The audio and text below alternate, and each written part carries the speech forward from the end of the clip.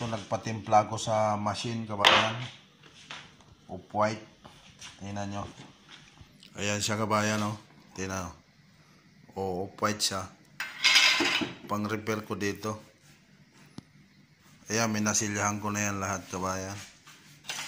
Ganon ang paggawa ng cabinet para maganda. Tapos ito, haluan mo siya nito. Yan, tapos haluan mo rin ng thinner konti. Yung lalagay mo dito, kalahati lang, wag lahat. Kasi ito pang 1 liter to. Ito half liter lang naman to eh. 2 ml.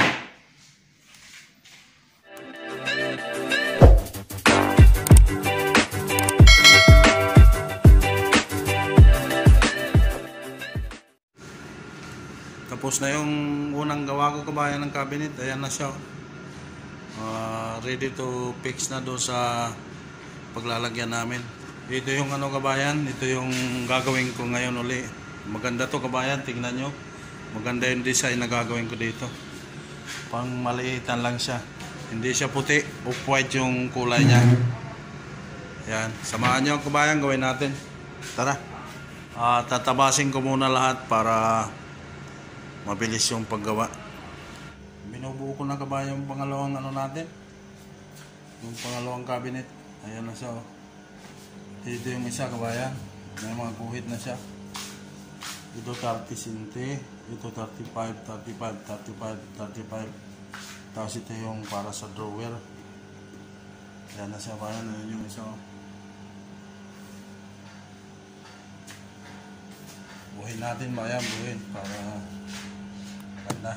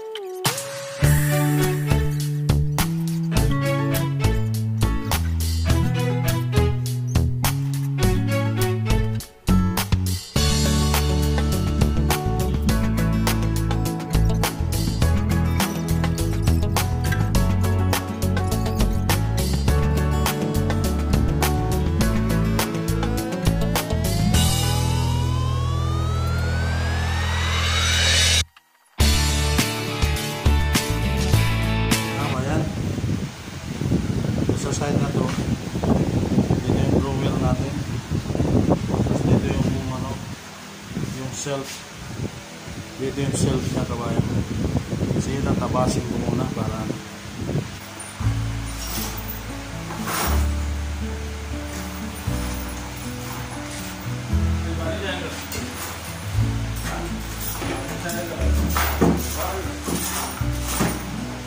yan na yung cabinet natin kabayan. Yan na siya.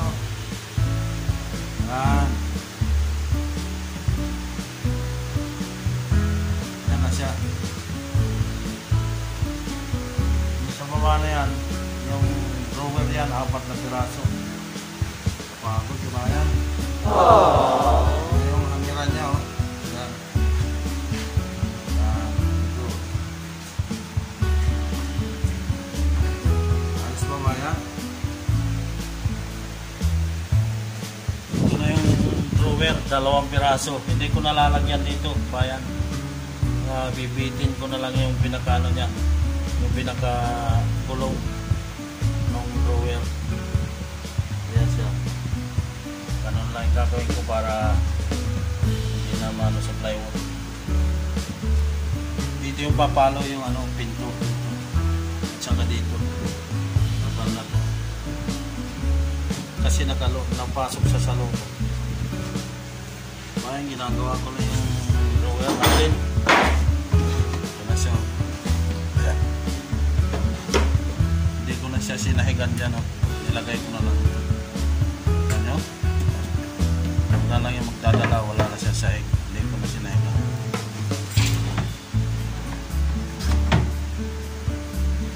Ito ba?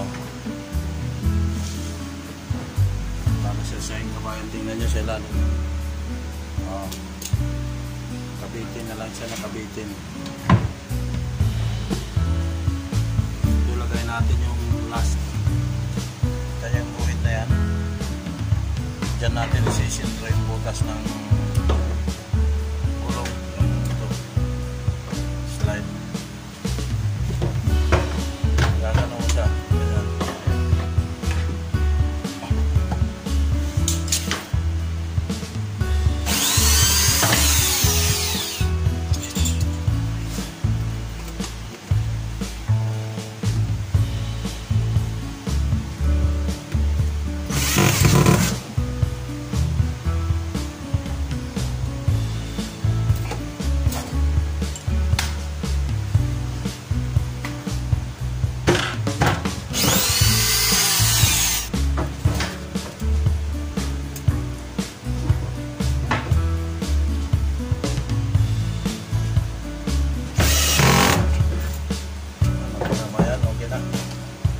Lagyan natin ng screw kasi paano maulog. Lagay natin yung drawer.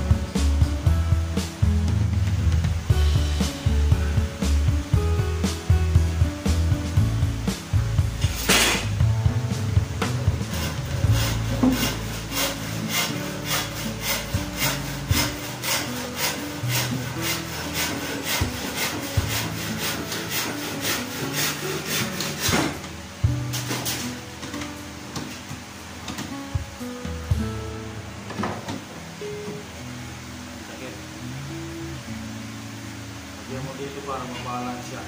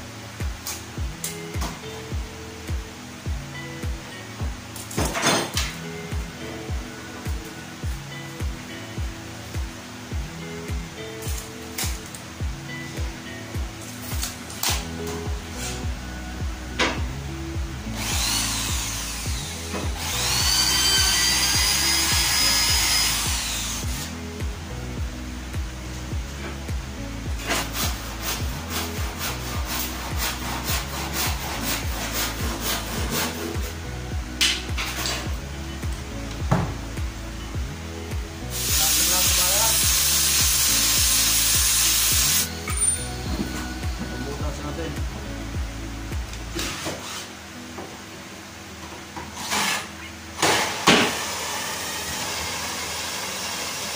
Ano ba yan? Susi na. Lagay na lang dito ng butas. Saka yun. Ayan na ba yan? Nalagay ko na yung pinto niya. Kakapagod siya ba yan? Yan na siya. Oh.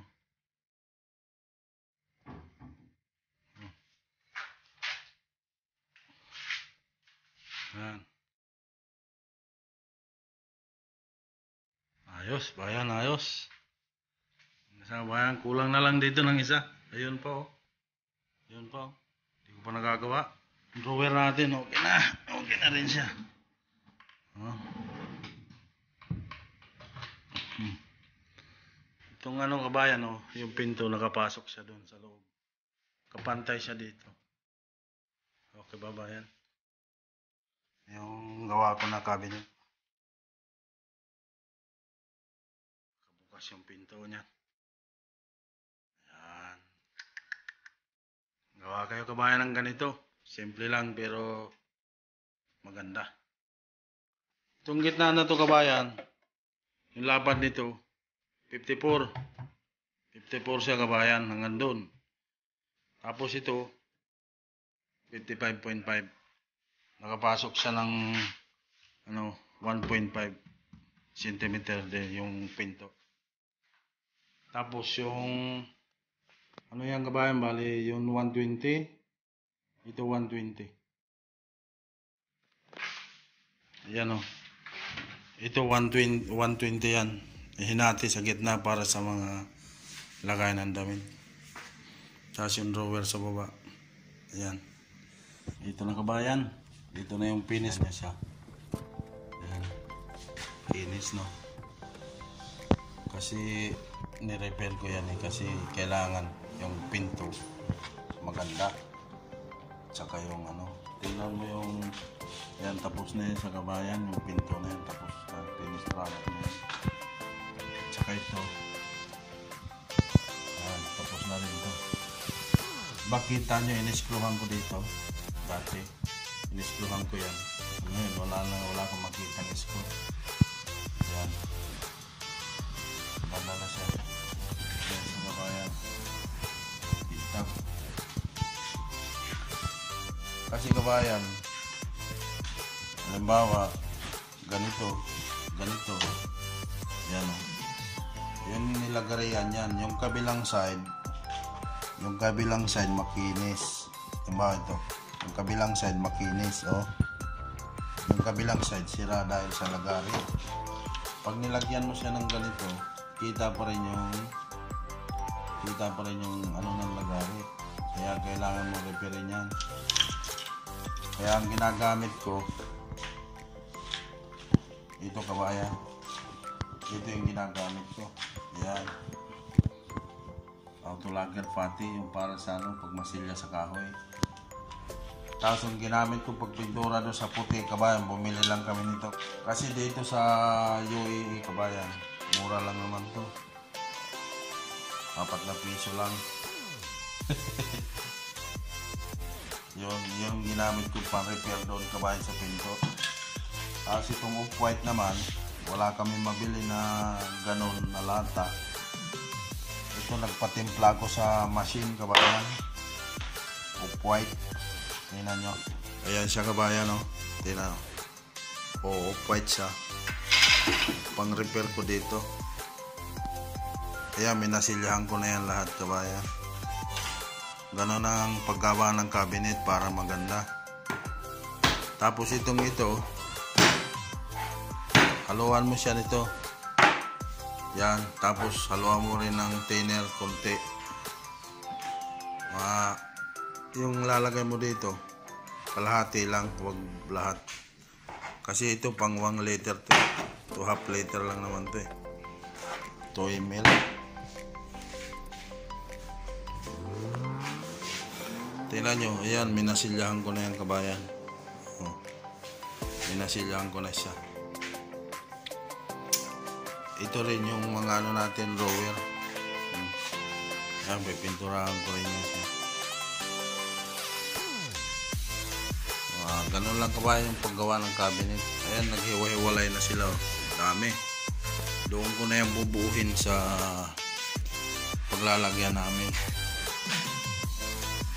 Sige kabayan, samahan niyo ako doon sa pag-fix nitong mga cabinet para makita niyo talaga yung itsura ng cabinet talaga. Kung anong itsura, kung magugustuhan nyo o hindi. Panoorin nyo lang yung video ko kung gusto nyo gumawa. Matututo kayo kasi nakadetalye lahat yon yung ginawa ko doon.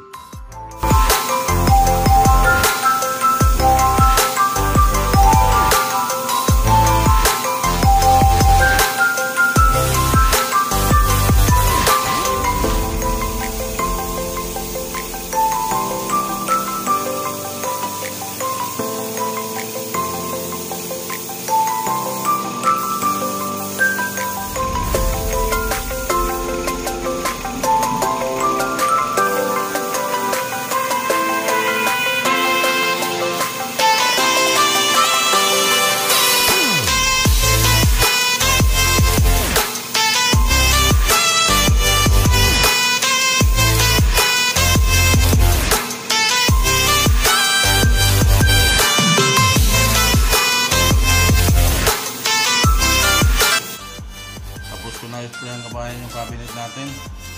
Ready to deliver na siya.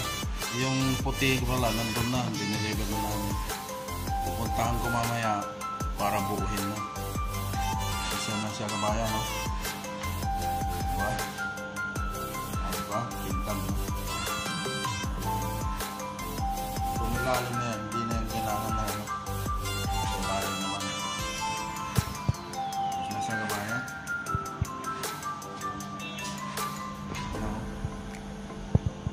Isa. Dito lahat kabayan nung naka-file. Yung isang cabinet to.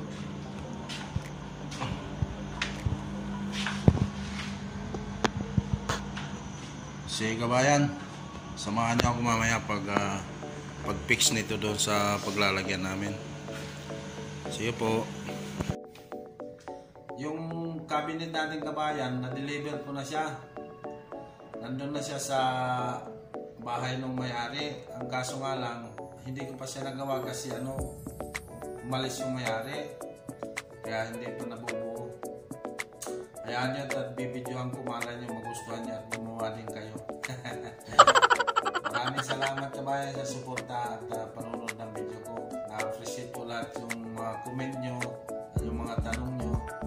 Maraming salamat kabayan. Yung mga gusto pang magtanong sa parte sa trabaho, comment lang kayo sa video ko kabayan. Sasagutin ko. At saka doon pala sa mga sumusuporta sa video ko, maraming salamat. Shoutout sa inyong lahat. Shoutout sa iyo, Parang Junior. Saka doon kay Ryan Pibor. Shoutout sa iyo kabayan. Salamat sa panonood ng video ko. Hayaan nyo at pag-iigihan ko yung lahat ng video ko para may matutunan kayo kahit basic lang. Kahit basic lang kabayan, basta may ma-share ako sa inyo. Ngayon kasi wala akong ginagawang project kasi katatapos ko lang gumawa ng flower shop. Kaya wala pa sumusunod. Hayaan nyo pag nagkaroon, isi-share ko yun sa inyo kung paano gawin ang lahat ng trabaho. Saka ito, ginawa ko kanina. Yung pang-decorate yan kabayan sa flower shop. Ginawa ko yan kanina kabayan para mag-attract material. Sige kabayan, maraming salamat ulit at ingat tayo lagi. God bless.